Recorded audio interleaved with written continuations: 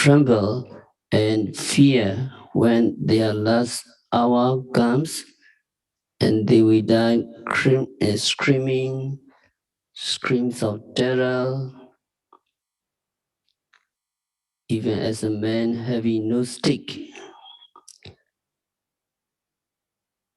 when he sees a snake, is stricken with fear. But those people who have practiced meditation on death, we have no fear when their last hour comes, but we be like a steadfast man who sees a snake even from a distance, takes it up with his stick and toss it away. So Buddha said, practice meditation on death.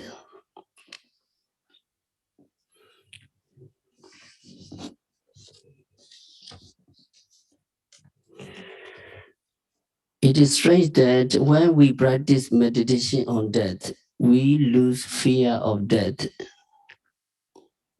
Not altogether, but we lose some fear of death. That is because when we reflect on death many times, we become familiar with this experience. So when it really comes, we'll be able to face it without much fear.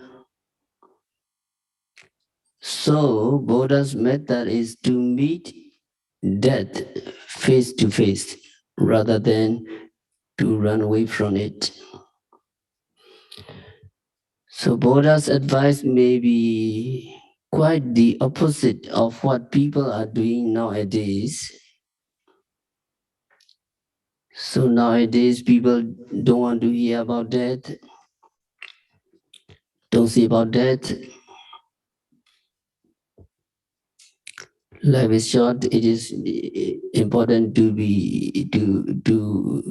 get enjoyment. They don't want to hear about death. They don't want to think about death. Although they don't want to think about death, death is certain. Death will come one day to us and we cannot escape. So it is better to be prepared than to be frightened when the last moments of life come to us. So Buddha taught these people to practice meditation on death. But the commentary says, with the exception of one young girl, about 16 years of age, she was the daughter of a weaver. Nobody took it seriously, and they followed their ways and forget about recollections on death. But that young girl practiced meditation on death every day, and she practices for 3 years.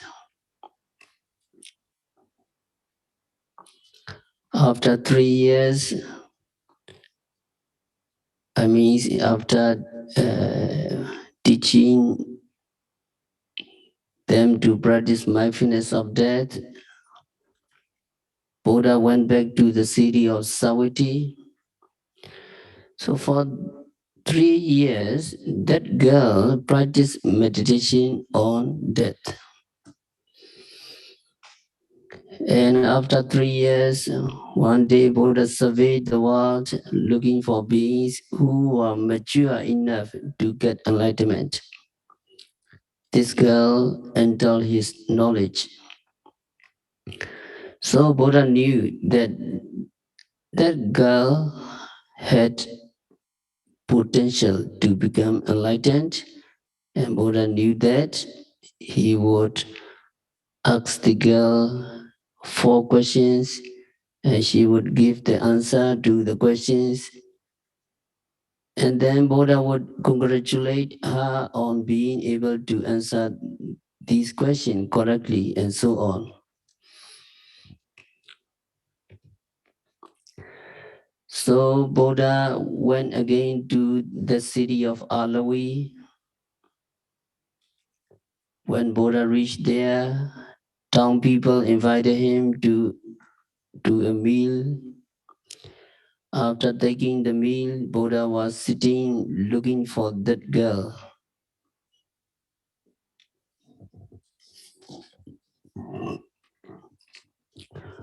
Although there was a multitude of people waiting for the Buddha to give Anumodana, gladdening Dhamma talk,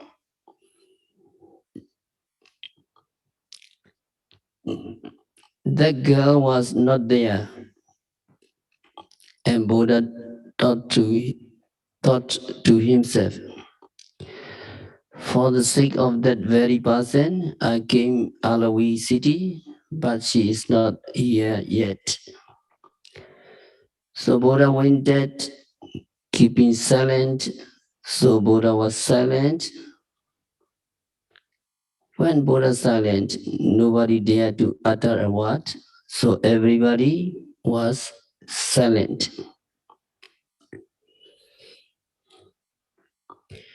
Now when the girl heard that Buddha had come to her city, she was very glad. She had great devotion for the Buddha. So she was very glad, and she decided to go and see the Buddha and listen to his Dhamma talk. But on that day, her father said, there is a garment or there is a cloth on the loom, and a span of it is yet to be completed. And he said, my daughter, I must finish it today. So you quickly replenish the shuttle and bring it to me. The weaver's father said to the girl. So this was what her father said. When she heard this, she thought to herself, I want to go to the Buddha and listen to his Dhamma talks, and now my father is asking me to replenish the shuttle and bring it to him. So, what should I do? Go to the Buddha and listen to his Dhamma talk, or to carry out what my father asked to do? What should I do? Then she thought, if I fail to bring my father the shuttle, he would strike me and he would beat me. So I will first replenish the shuttle and give it to him and wait until afterwards to hear the Dhamma. That means she will replenish the shuttle and then she would bring it to her father, and after that she would go to the Buddha. So the weaver's daughter replenished the shuttle and she put it in the basket and she picked it up and went to where her father was working at the weaver's workshop. So on the way, she approached the multitude, waiting for the Buddha to give a Dhamma talk. So she stood at the edge of the crowd and stood looking at the Buddha. Now, Buddha saw her coming from a distance, and Buddha also looked at her. And he looked at her in such a way that the weaver's daughter knew that Buddha wanted her to come closer.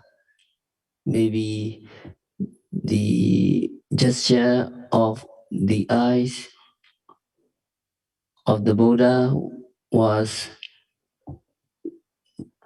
beckoning her to approach. So she put down the basket and went closer to the Buddha. When the weaver's daughter came close to the Buddha, Buddha asked her 4 questions.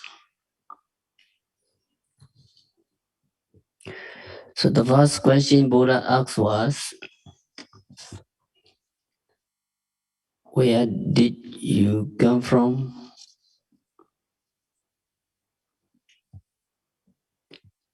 And she said, I don't know. Then Buddha asked the second question, where are you going? She said, I don't know, Bande.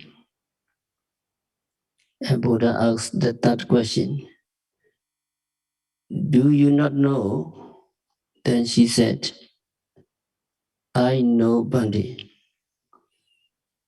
And the last question was, do you know?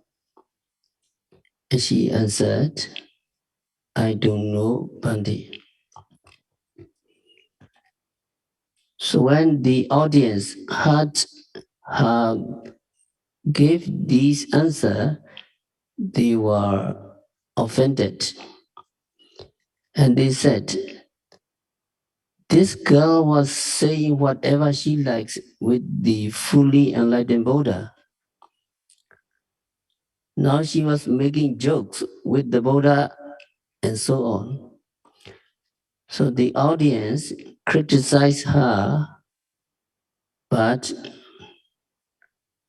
Buddha silenced them and asked her again, my daughter, why did you say, I don't know, when I asked you, where did you come from? So the question you need to think deeply, where did you come from? Buddha asked. Then she said, Bande, you know everything. You are fully enlightened Buddha. So you know where I came from. I came from my house. I came from the house of my father, the weaver. Fully enlightened Buddha, you already know this.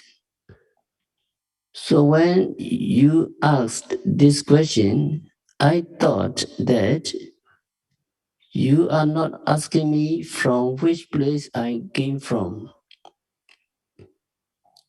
but you are asking me from which existence I came from and was to be reborn here. Since I do not know where I came from and to be reborn here, so I said, no Bande. So when she gave this answer, Buddha was very pleased. And Buddha said, well said, my daughter. You have answered my question correctly. And Buddha praised her for being able to answer it. So this question, you also need to answer yourself. Where did you come from? So that means from which existence you come from which existence you come from,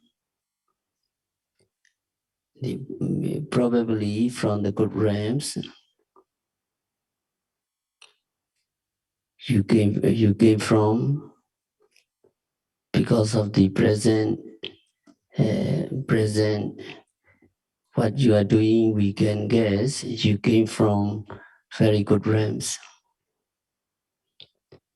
but exactly we don't know which existence we came from. Then Buddha asked the next question, my daughter, when I asked, where are you going? Why did you say I don't know? Again, she said, Bande, you know that I'm going to my father's workshop, but I don't think you are asking that. You are fully enlightened Buddha. What you are asking was, I think, where you will be reborn after you leave this life. And that I don't know. And so I said, I don't know Bande. Again, Buddha said, well said, my daughter. You answered this question correctly. So Buddha praised for the second time. Also, this question is the most important for us. We have to live this life. One day, when after we leave this life, where we will go. So long as we have kilesa and karma, we have to go to another life. So it is the most important for our last moment. So last moment, we will know where we will go. But to make sure you are here, we all are here to make sure that our next life will be Sukati. Sukati.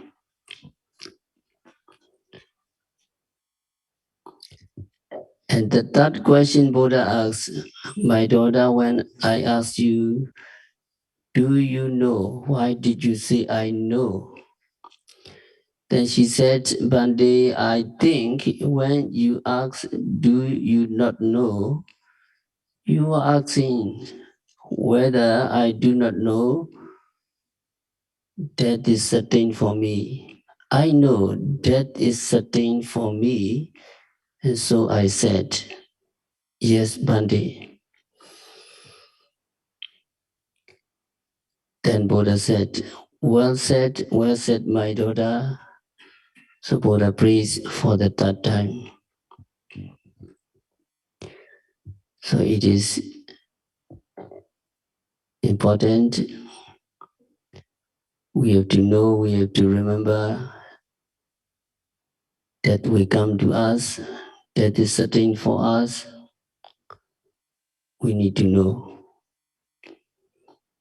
The last question is, why did you say, I don't know, when I asked you, do you know? And daughter said, although I know that that is certain for me, I do not know when death will come, whether in the morning or in the afternoon, or whether this month or that month, and so on. During this pandemic time, we don't know. We don't know when we die. So I don't know when it will come, and so I said, I don't know Bande. Then Buddha said, well said, my daughter. So Buddha praised for the fourth time. And Buddha said, you answer my question correctly. So she answered these 4 questions, and after each answer, Buddha said words of praise for her. And at the end, Buddha said to the multitude, you don't know the meaning of my question, and so you wanted to criticize the girl. But this girl knew what I meant, and she gave answer correctly. So those who do not possess the eyes of wisdom are the blind ones, and those who possess the eyes of wisdom are those who see. And then Buddha uttered this verse. Anda Buddha yang logo tenugita vipasati saguno jala mudawa apo sagaya gijati. Blind is this world. There are only few that can see clearly. As birds who escape from a net, only a few go to a blissful state.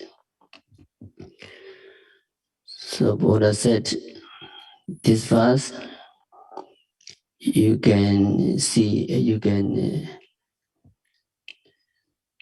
find in Dhammavada. So here Buddha said the world is blind. That means most people are not intelligent. Most people do not possess wisdom, and so this world is blind. There are only a few that see things clearly. That means that practice vipassana meditation and seeing the true nature of Namarupa, true nature of arising and passing away of the psychophysical phenomena. These people are very few. And those who are reborn in the celestial realms and those who reach Nibbana are very few. Just a few birds that escape after being caught in a net by a hunter. So now few people practice meditation. So compared to other places, meditation area are very, very few. So 1 month, 2 months, they cannot practice, no idea. They have no idea to practice, even for practicing for few hours or one week or few hours is very, very difficult for them. So practitioners are very few, and those who reach Nibbana are very, very few. So Buddha uttered this verse, and at the end of the verse, the girl became a Sotapanna. So in this story, first the girl was able to answer the Buddha's question correctly as Buddha intended because she had practiced meditation on mindfulness of death constantly for 3 years. That is why when Buddha asked, do you not know or do you know, she could guess what Buddha meant. So if she had not practiced meditation constantly, she would not have answered the Buddha's question correctly. Or she would not have even come to see the Buddha at all. Since she was practicing meditation for 3 years, she had a kind of devotion for the Buddha. And so when she had the Buddha had come to her city Alawi, she decided to go and see Buddha right away. So this showed that it is important that we practice meditation regularly in daily life In the intensive retreat, we have to practice meditation continuously. Not that we practice for one day and then rest for one day, then maybe rest for 1 month, 2 months, 3 months, and we practice again. During the intensive retreat, also not practice continuously, rest for some time. So that kinds of practice is not so beneficial, and so we do not gain momentum. This story shows that we must keep the practice with us constantly. That means every single moment. Because yogi have to contemplate every single mental state. Chitte Chittanupasi Viharati. Yogi contemplate the consciousness in the consciousness in the consciousness. That means every consciousness, every mental state you need to contemplate on. So we should practice whatever meditation we choose to practice. Practice this continuously so that we are ready when the opportunity for Megapala comes to us. So it is important that we keep our practice going, not just practicing once in a while, but it is better to practice continuously in the intensive retreat and regularly every day in the daily life. So if we have the desire and determination to keep it going, we can keep it going however much we interfere with other things. So it is important that we keep the practicing going constantly. And there is one thing, and the other is the mindfulness of death. Although it is a samatha meditation, it is good to practice. And as explained by the commentary, we can get benefits from the practice of mindfulness of death.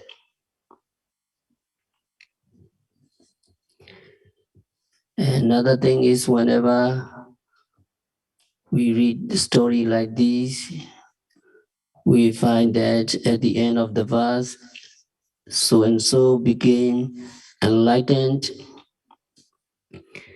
It seems so easy for them to gain enlightenment. Just listen to a verse. One verse has 32 syllables. So to say these 32 syllables,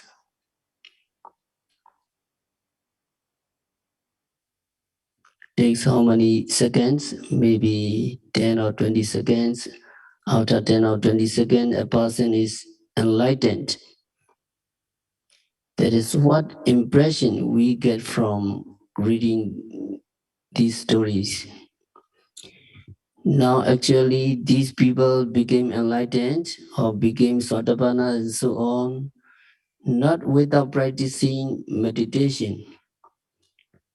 But these details were not mentioned in the story in the books, and they were not recorded. But the commentary says there is no mental development without comprehending the kaya, body, within our feeling, chitta, consciousness, and dhamma objects. That means without practicing satipatthana meditation, without practicing vipassana meditation, there can be no mental development. there can be no attainment of enlightenment, there can be no realizations of Nibbana.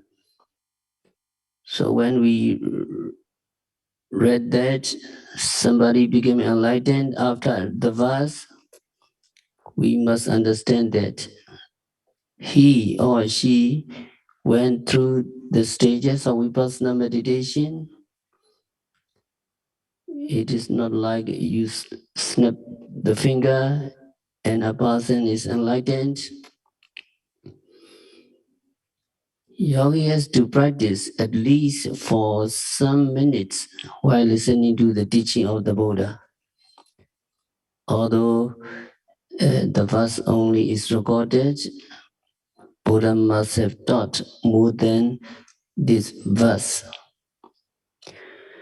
So it is said that Buddha talked very, very fast. When we say one word, Buddha could say 128 words. So that means Buddha spoke 128 times faster than we do. So if Buddha talked for 5 minutes, how much the teaching would be? That is why it is said that just the teaching given in one sitting becomes a whole Nikaya, becomes the whole collections of maybe 1,000 pages and so on. So Buddha must have taught more than this verse. He must have explained it and he must have taught them to practice meditation and so on. While listening to the teaching of the Buddha, they must have been meditating. They must have been going through the stages of vipassana. Such people are those who had accumulated experience in the past, or in other words, who had paramis. So all the yogis, surely you have very good paramis. Even in this life, many, many times you have been practicing these kinds of meditation. Surely you had accumulated experience in the past, in this life also. So they have practiced in their past life, so they are ripe for enlightenment. They are like a lotus flower waiting to open up at the first appearance of the sun rays. So they are just ready for enlightenment. Buddha gave this talk and then explained some more, and then they were able to achieve enlightenment. So whenever we read such stories, we must understand that they must have gone through the stages of vipassana meditation in order to reach enlightenment. So without going through the stages of vipassana meditation, they could not gain enlightenment. Now in this story, the girl became Sotapanna. After she became a Sotapanna, she picked up a basket with the shuttle and went to her father, who was working at the workshop. And when she reached the workshop, her father had fallen asleep at the loom, but she was not aware that her father was asleep. So she put down the basket, and by accident, the basket fell and made a noise. When there was a noise, her father woke up again, and by instance, he just pulled the loom, and the tip of the loom swung around and struck the girl in her breast. she died on the spot. Then she was reborn in the Tusita heaven. Her father looked at her and saw that she was dead. So great grief arose in him. He said, "There is none other than the Buddha that can extinguish my grief." So he went to the Buddha and told him what has happened. And Buddha consoled him. Buddha said, "In the beginningless rounds of samsara, you had suffered these kinds of grief, shedding tears more than the water contained in the four great oceans." Now the man was comforted and requested the Buddha to admit him to the orders. So having gained full manhood, the father became an arahant not long after. So in this story also we need to learn how to practice Maranasati during the intensive Vipassana meditation. Also, if we can reflect on that, it is very beneficial. So the Maranasati, we have to recite again. Uncertain is my life, certain is my death. I shall surely die. That will be termination of my life. Life is unstable and death is sure. So to see the real death, Paramattha Anicca, you are practically here, you are practically observing the arising phenomena. As soon as you observe, they pass away very immediately. So that is Paramattha Anicca, Paramattha, ultimate death, ultimate impermanence. So Maranasati, recollection, can you follow me again? Uncertain is my life. Uncertain is my life. Certain is my death. I shall surely die. That will be termination of my life. Life is unstable. Death is sure.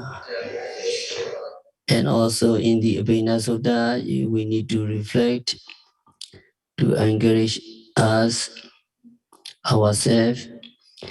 So Jara Dhamomi, Vyadi Dhamomi, Isara, Marana Dhamomi, Marana Nadidodi, Abhina Pichavaki Dabam. I'm subject to aging, I'm subject to sickness, I'm subject to death. I cannot escape it. So aging, sickness, death, during the practice you also see arising, existing for that moment, and pass away. Upada arising, Titi existing for that moment, Vinga dissolution. Aging, staying for that moment, arising, aging for that moment, that is aging, and dissolution. Dissolution. So, Abhina Sutta, we need to reflect on. Can you follow me? I'm subject to aging. I cannot escape it. I am subject to aging. I cannot escape it. I am subject to sickness. I cannot escape it. I am subject to sickness. I cannot escape it. I am subject to death. I cannot escape it. I am subject to death. I cannot escape it. So aging is sickness, death. Sickness also you see within 1 hour a lot of problems in the body, itchiness, pain, aching, many things, many sickness in the body. You can see it. So paramata anicca, paramata dukkha, you can see in the practice of vipassana meditation very clear. And also Abhina Sutta, another one is I must be separated and I must be parted from all my properties and beloved one that is dear to me. So we have to be separated, we have to be parted from all our properties and beloved one that is dear to me. So we need to reflect in this way. And the last one is Kama Sukomi, Kama Daro, Kama Yoni, Kama Bandhu, Kama Parisarano, Yang Kama Gresami, Klianawa, Papagawa, Klianawa, Papagawa, Klianawa, Papagawa. I have Kama as my own properties. I'm heir to my Kama. I originate from my Kama. I'm born to my Kama, or I'm relatives to my Kama. I have Kama as my refuge. It is Kama that distinguishes beings inferior or superior. Whatever Kama I do, good Kama or bad Kama, of these I shall become the heir. So in the Abhina Sutta, Buddha mentioned these five facts which ought to be often contemplated upon by everyone, whether yogis or ordinary people, whether man or woman, householder, or one gone forth as a monk. So we have to contemplate these five. And also Maranasati, especially very beneficial during the practice of Vipassana meditation, Metta meditation, recollection of the virtues of the Buddha, Maranasati, and Asubha. We can practice few minutes during the intensive retreat. So today's theme, it is Maranasati, but here yogis are practicing Satipatthana, very powerful.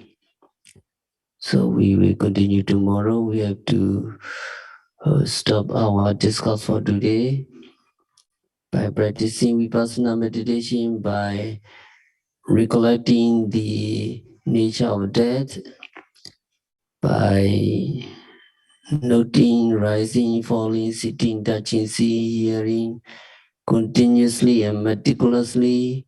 May all yogis be liberated from all suffering. May all yogis realize the real peace in the very near future. So,